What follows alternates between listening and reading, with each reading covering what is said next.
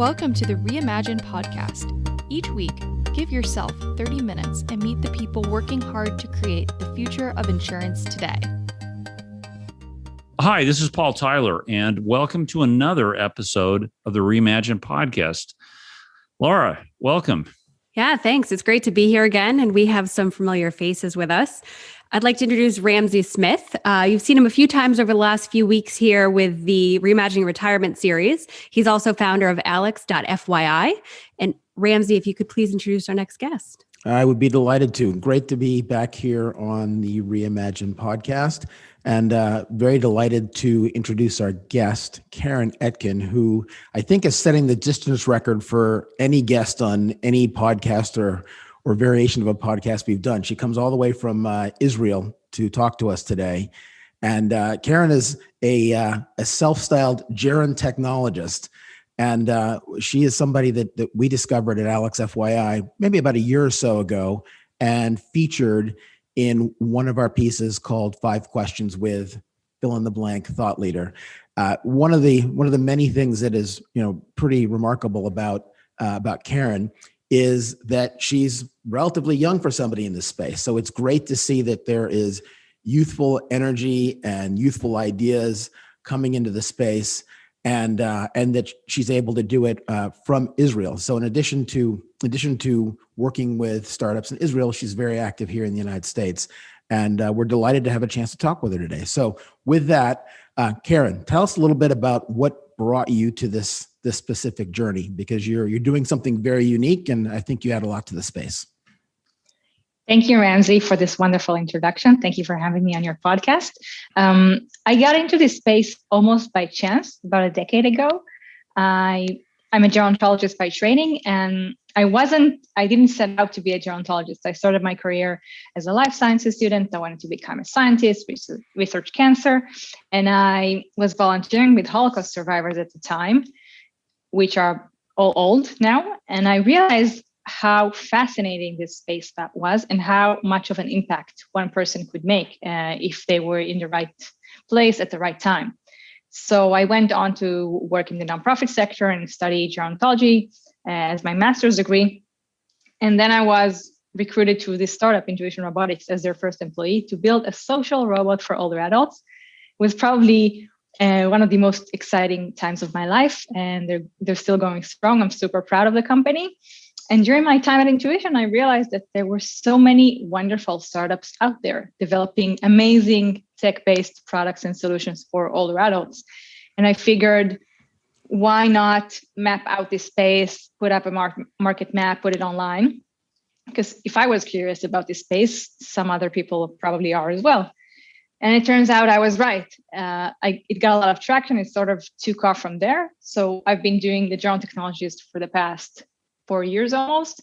And it's a wonderful online space that I have to sort of review the entire age-tech ecosystem, not just startups, but also check out what big tech companies are doing in this space and who's investing in this space and what types of accelerators are running, and check out all the conferences. And it's a really, really wonderful thing to have. And the wonderful sort of side effect of it, I'm using air quotes, is that I get to have a lot of interesting conversations with interesting people from all over the world, like yourselves. So that's me in a nutshell. All right. So look, what are some of the things that you are seeing as the sort of the most important issue? So we've got a broad space. There are a lot of elements to tackle when one is aging. Some of which hopefully can be addressed by technology. What are some of the most intriguing either startups or initiative you're seeing right now? Well, it's a really tough question because being an entrepreneur myself, when I see a new startup or I meet an entrepreneur and I hear them speak passionately about their startup, I sort of, it's infectious, right? So whenever I talk to entrepreneurs, if you ask me today what's the most exciting startup, is probably the one that I spoke to an hour ago. Let's hear about it. It's actually a startup in the fintech space, and I think generally speaking, the fintech space is potentially the most exciting space right now, because it's a huge problem, right? The financial wellness and the financial wellness span of people in retirement is a huge problem. People retire at like 65, and potentially they could live up to 85, 90, 100. Where's the money going to come from? So a lot of the companies are trying to tackle this from all different angles, whether it is scam prevention or whether it is trying to help people manage their savings and figure out what they can do to make their savings stretch for more years. So those are that's like the problem that I'm most excited about right now. But if you would ask me that question tomorrow or next week, I could probably give you a different answer. Interesting. Yeah, we've been poking at the same issue to say, well, a lot of these issues in older ages are funding related problems, or they're a problem of you're living in a home or environment where it's too expensive and you haven't sort of managed your expenses to your funding. We have a partnership with a pilot partnership with Meet Jerry. Farron Blanc's been on here, and trying to explore, as people deal with the issues of living in an older age, how does that intersect with the financial question? And how do you see it fitting? I love your map. We're doing sort of a retire tech map. Some of these companies split across it, like Re in Oregon. We've had her on with who founded Silver. She's doing some just great stuff, and we've got a episode coming up in the next couple of weeks, right, Laura? Is the overlap in your mind? Is it 10% overlap in the needs, or is it more like a 50-50? Is age tech related but not so close, or is it like, oh my gosh, these problems are overlapping with the financial issues? They go hand in hand.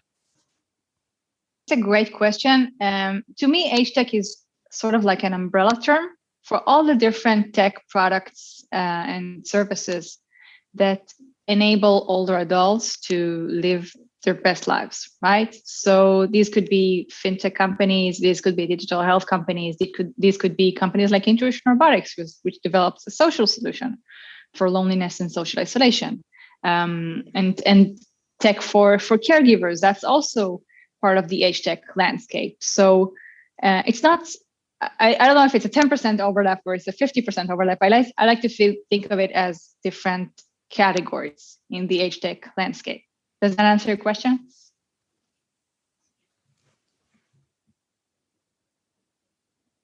Yeah, absolutely does. And I think it varies by segment. When you think of gerontology, I'm thinking, oh, that was my grandmother who's 85. I mean, what is the age range where you sort of feel like age tech is a thing for me? That is such a great question. Thank you for asking that, Paul. So technically speaking, if you look at retirement age in most countries, it's around 65 years old, right? But when you look at older adults, 65 is the new 55, if not 50, right? Many 65-year-olds are still healthy, active, fit. Many of them are still working, whether it's part-time or full-time, or whether it's their second or third career. So if you ask me, old age starts later these days, 75, maybe 80. Although when I look at the age tech landscape, I do take 65 as sort of a threshold, because that's the legal retirement age in most countries. And also for people who do choose to retire, it's a pivotal moment in their lives, right? So even if they don't need a medical alarm, they still need different products and services potentially than someone who is 25. So they might be looking to make money in retirement, or sort of like only semi-retire. So they might be looking for income, whether it's gig income or whether it's learning new skills, so they could get a job at 65 or 60. or whether it's recreational stuff. So pre-COVID, when people used to travel, there were a lot of solutions geared towards enabling older adults to travel and enabling older adults to meet socially in the world with other people. And when you think of it, just getting out into the world can be challenging if you live in a rural area and you don't have access to public transport, or if you just spent the last 50 or 40 years at work and you retire and you find out you don't have any friends. Where do you meet friends at this stage in your life? So we have companies solving that issue. So coming back to your question, we need to definitely segmentize the market, and old age probably starts later these days. However, as gerontologists, we look at like the young old, the middle old, and the old. So when I speak to entrepreneurs, I advise startups. And when I speak to entrepreneurs, I always tell them, you need to segmentize this market. Not everyone is your grandma. It's great that you saw that your grandma has this problem and you decided to build a company to solve your grandma's problem, but not everyone is your grandma. And not every person over the age of 65 is the same. And also not every person at the age of 75 is the same. You need to look at the social aspects, the health aspects, the financial aspects of people's persona, if you will, if you're looking at a customer persona or a user persona, to segmentize the market. Ramsey, are you near old, middle old, or not old? So I like to think I'm far old. I like to think I'm far away from being old, but I'm probably a little bit nearer than I appreciate. So it's interesting. What you're saying is very important, because there is this general view that we think of retirement and old age as being somehow monolithic, when you're absolutely right, it's not. And the differences in needs in those various segments are meaningful.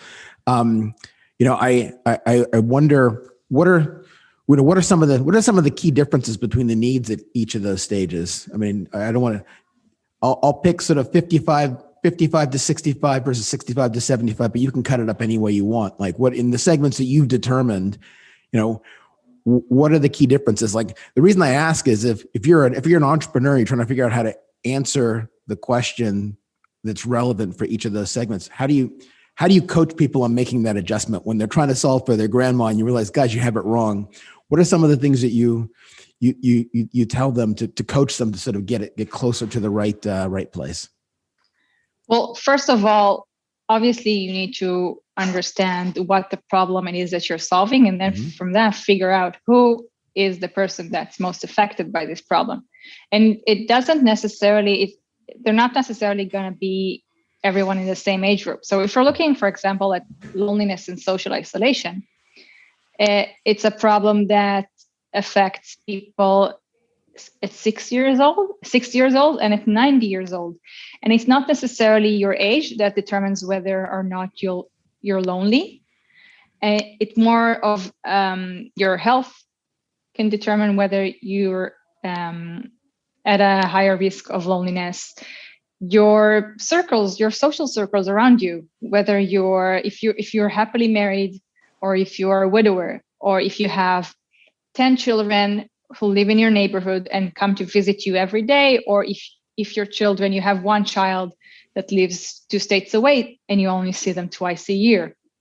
So when entrepreneurs are segmentizing the market, they need to realize who is this problem affecting, how painful it is for them, and obviously who's going to be willing to pay for the solution. So segmentizing based on age, while it is the easiest thing to do, it's not always the right thing to do. So you've brought up social isolation a few times in it, and from what we understand, you one of the ventures that you've worked with specifically focused on that. I think you mentioned it. Was it Social Robot? If I got that right. Tell us a little bit about how technology was able to address that very fundamental problem? So what we saw in the past year because of COVID is that everyone gets lonely from time to time, right? I think we all felt loneliness during the past year. And it brings to light the fact that many older adults are lonely all the time, not just because there is a pandemic and they're sheltering in place. So the way technology can help is, and the way LEQ, our social robot, helped is it's an enabler of human connection, right? Because at a very basic level, all human beings need social connections to other human beings. And if you're in your home, whether it's pandemic or not, if you don't have the means to socially connect to other human beings, you're going to get lonely. So there are many companies trying to solve this. So at Intuition Robotics, we built a social robot as an enabler. So it would be sitting in someone's home and helping them connect to their family members. Because what we see in this day and age is that a lot of the family conversation happens on digital platforms, right? In Israel, it's very, very common that families have a WhatsApp group, right? So the family conversation is always going on almost 24/7 in that WhatsApp group. It's a chat app. And if your grandparents aren't on that WhatsApp group, then they're basically excluded from the family conversation. And that's a horrible, horrible feeling. So what LEQ, for example, could do is bring the elderly back into that family conversation and enable the grandchildren or the adult children to text or send a voice message to the robot, and the robot would then read it out loud to grandma, and grandma would be able to reply just by using her voice. She doesn't need to learn anything new, and it will do all sorts of wonderful things for her as well, as like remind her to take her meds or proactively suggest that they listen to music together, or they do like a cognitive game together to stimulate her brain, or a number of other things. So that's like one solution. And you also see other solutions like what Papa is doing, right? So they started with grandkids on demand, pairing up college students with older adults who needed companionship. And during COVID, what they did was virtual companionship on demand. And that's a wonderful solution. So you see that we have this one issue that's really, really painful, and it impacts people's not only emotional well-being, but it actually impacts their physical well-being. Being lonely is equivalent to smoking 15 cigarettes a day. That's how bad it is. And we have all these different companies trying to tackle this issue with different solutions. And I think it's great. So that's the quote that's going to go on the that's going to go on the post. Loneliness is equal to 15 cigarettes a day. That's a great line. It's not my quote. It's some research, I think. Well, probably. we'll find it. But we'll find it. So yeah. You talk about, obviously, age tech is important. Technology, we're sitting here in 2021, it's important. Have you found, when you've been speaking to the entrepreneurs, or you yourself as an entrepreneur, have you come across resistance to technology in any of the specific segments of these older adults? And if so, what's going on out there to help have the conversation about, yes, you can trust technology to help solve some of these major challenges?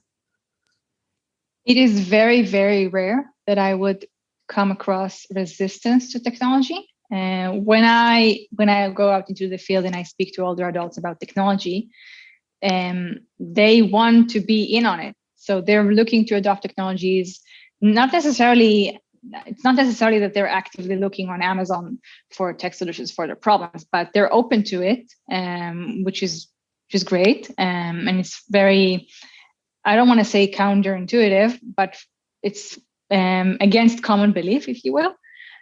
So older adults are definitely wanting to adopt technology, willing to adopt technology. However, they won't just buy anything and they won't just use anything. It has to fit their needs. It has to enhance their lives. It has to make them feel good about themselves and not make them feel like they're old and frail and can't do anything right. So I always say that usability is one aspect of it, and it's an important aspect of it, but it's also about desirability, right? So let's take, for example, wearables for fall detection or for panic buttons. You have these clunky bracelets or pendants that have been around since the 80s that no one wants to wear, right? And then you have the Apple Watch, this beautifully designed watch that everyone wants to wear. Yeah, it's expensive. It's not for everyone. It's not affordable. But I can't imagine, or I imagine it's very, very rare that someone will get it as a gift and not want to wear it, because it doesn't make you feel bad about yourself. And yes, it has fall detection, which is amazing. And yes, it has like the Best Buy Health app on it if you want. But it also makes you feel cool and hip, and it makes you feel good about yourself. And it has an added value that it will also alert your family or 911 if you have a fall. So if I solve that loneliness, I have a product, Keren, it's going to solve the loneliness problem. And I want to scale my company as quickly as possible. Who's my end customer that I think will really drive adoption? Is it the senior? Is it the child of the senior, or is it the institution where that older person may live?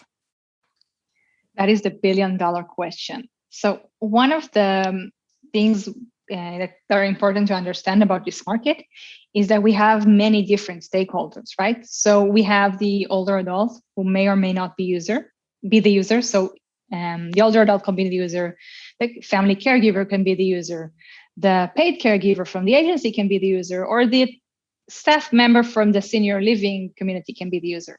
We have all these different stakeholders. We have users, we have payers, we have other people who have an opinion on this matter. And the tricky part for entrepreneurs and for tech companies is to make everyone happy, right?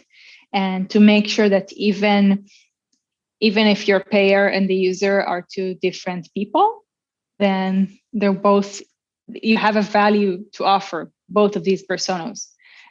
So that's tricky, but it can be done, and it is done. And many companies are doing it and doing it successfully, and they have traction. But it's something that entrepreneurs need to understand, and sometimes they learn it the hard way. So I'm just fascinated by this relationship between, again, these life quality issues, these issues of sort of self-identity. When you were talking about the Apple Watch versus, I've fallen and can't get up. I don't remember the name of that, but it's certainly forgettable other than the tagline.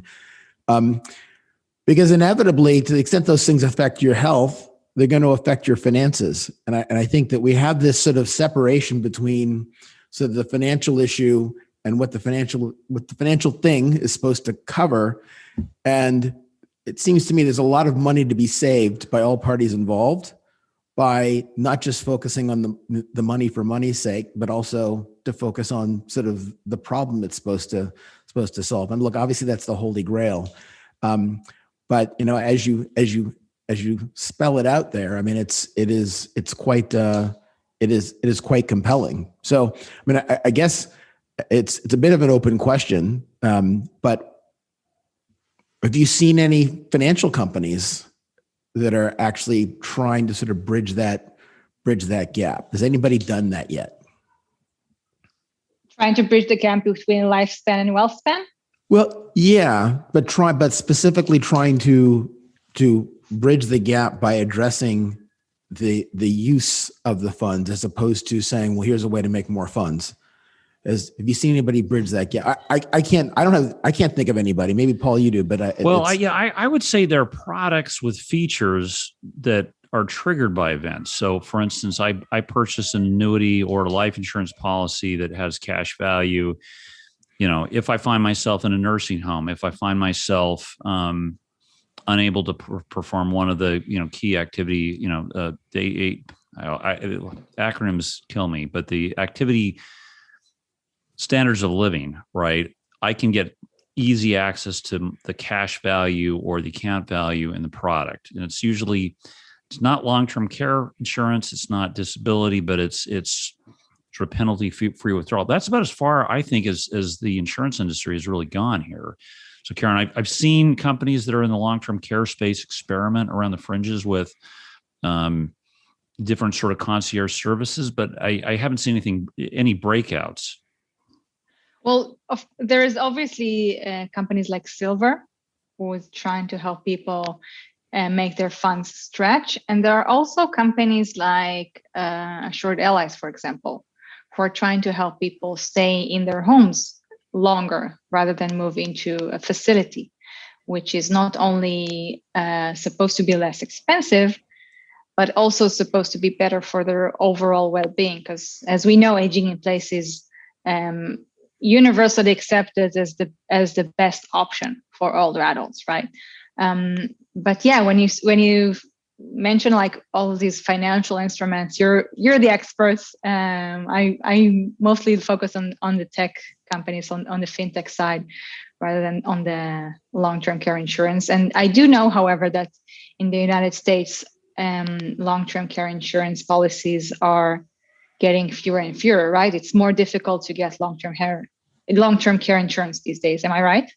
Oh, absolutely. Correct. I mean, carriers have stopped issuing them. It's consolidated. It's why it's a product everybody wants, but interest rates keep getting lower and lower. All these policies are written 10 years ago. People said, "Oh, we're going to see a 2%, 3% lapse rate." No, if you paid that much money into your policy, you're keeping it. So unfortunately, the financial solutions are sort of paring down. As I say, I think, Ramsey, right, most of the products I'm seeing today are all accelerated access to benefits based on some catastrophic event. I haven't seen anybody sort of link, here's an app or here's a service that will reduce your chances of actually having to use that particular feature. Well, I think that's the magic bullet if we can get there. I mean, that's the message I'm hearing from everything that Keren is saying about, like, the key issues are loneliness, how that's tied to health. The key issue is the solutions that are being presented are things that are sometimes things that make you feel worse about yourself instead of better about yourself. I was very interested to hear about the social robot, because when you first said it, I thought, okay, it sounds like a robot it's gonna be Alexa talking, but in fact, it's actually to bridge the gap with your family. So it may do those other things as well, but it actually, what you're saying, it helps keep you connected in a way that meets you where you are. This is something we've used a lot on this show, right? But it's allowing the retiree to stay connected, but in a way that's a comfortable transition for them. So that's very powerful. Keren, I love to ask this question because we meet so many fascinating people, yourself included. What is your why? What makes you do what you're doing every day? You wake up and this is what you've chosen for your life. What is that why? Well, like I said in the beginning, I feel like this space, because it's obviously the biggest demographic shift we'll get to experience in our lifetime. And obviously the longevity economy is like the second largest economy in the world. But also, I feel like in this space, one person in the right time at the right place can have a major impact. And sort of that's my why. That's why I wake up in the morning. I try to make a positive impact on this world however I can. And right now I feel that like being an age tech evangelist and shouting from the virtual rooftops how big of an opportunity this is, and that everyone should be paying attention, and entrepreneurs and investors alike. I feel like that's the impact that I make on this world right now. A question for you about innovation in Israel. I mean, it's astonishing, the innovation that's coming here. And we actually have a great pipeline through Upward Hartford to a number of Israeli startups. I see some of the companies on your map are actually part of Shana Schlossberg's program. Culturally speaking, how different is aging socially and culturally in Israel than you would say in the U.S.? Similar, and so it's this is a great proving ground, or companies start here, but then they've got to adapt when they get to the U.S. Because of the way the healthcare system works, or just how you deal with your parents. Well, it's similar in a lot of ways, and it's different in some very fundamental ways. So fundamentally, Israel is a very small country geographically. So when when we live 2 hours away from our parents, that is considered long distance for us. Whereas in the US, 2 hours is like, no worries, I'll drive tomorrow to see my mom. So that is one major difference that we have. And also, we're still in some ways somewhat of a tribal society. So people tend to live close to their parents and close to their grandparents. We have a high fertility rate for a Western country. We may have the highest fertility rate out of all OECD countries. So the demographics here is slightly different. However, we do have a long life expectancy. And in that aspect, people do live a long life in Israel, and they do face some of these same issues.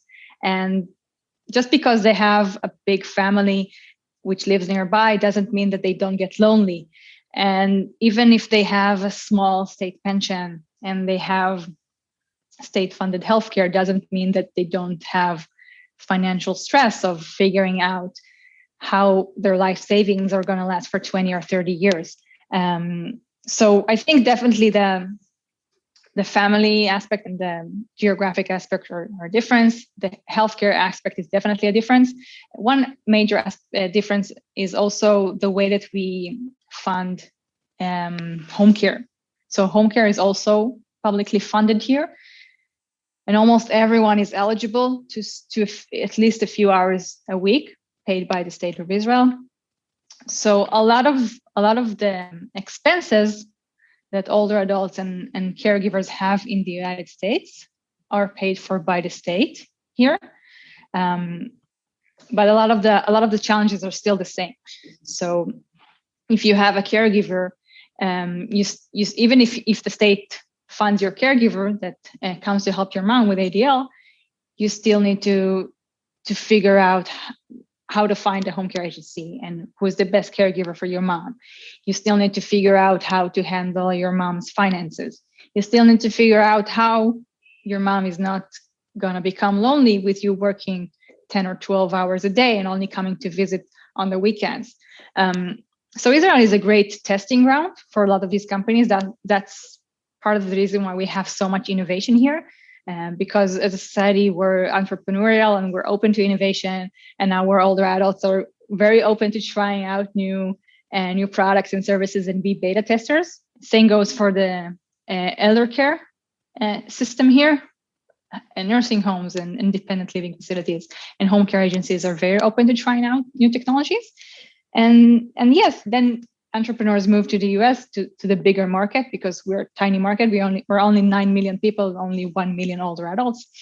And when they move to the big one, they obviously have to make some adjustments, mostly culturally and from the product and marketing aspects. The technology under the hood tends to stay the same. It's amazing. It's amazing for a number of reasons. Among other things, that there's a more sort of well-developed safety net, social safety net in Israel, from what I understand, than we have here in the U.S.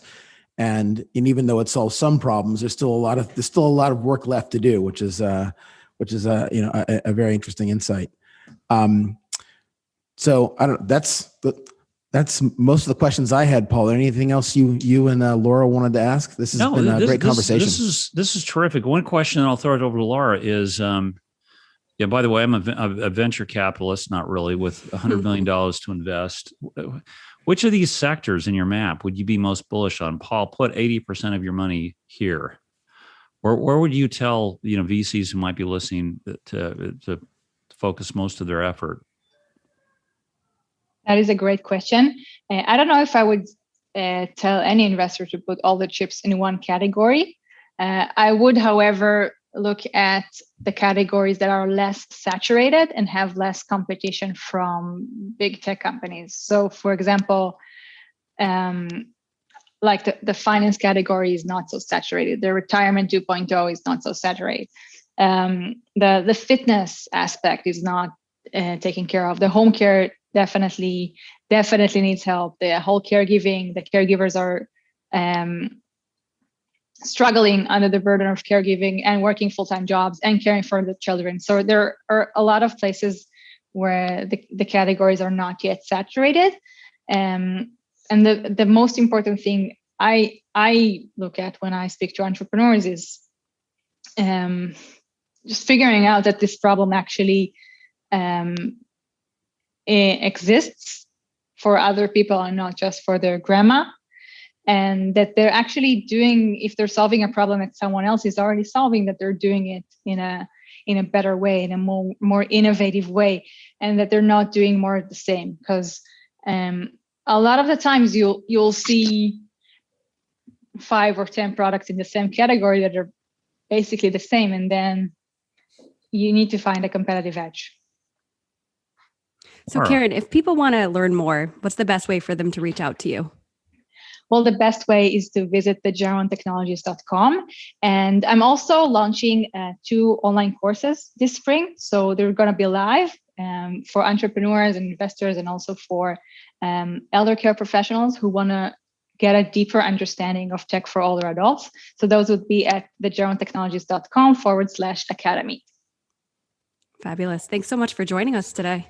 That was great. Thank you for very having much. me. Yeah, thank you. Excited to see your course. That sounds amazing. Yeah, it really does. We'll definitely have you involved in our next series of events. And Ramsey, thanks for making the connection. And Laura, thanks everybody. And join us again next week for another episode of the Reimagine podcast. We want to especially thank today's sponsors, Launch and Symetra. Thanks for listening. If you enjoyed the show, please rate and recommend us on iTunes, Stitcher, Overcast, or wherever you get your podcasts. You can also get more great information about this company and other great startups at imagine.nsre.com.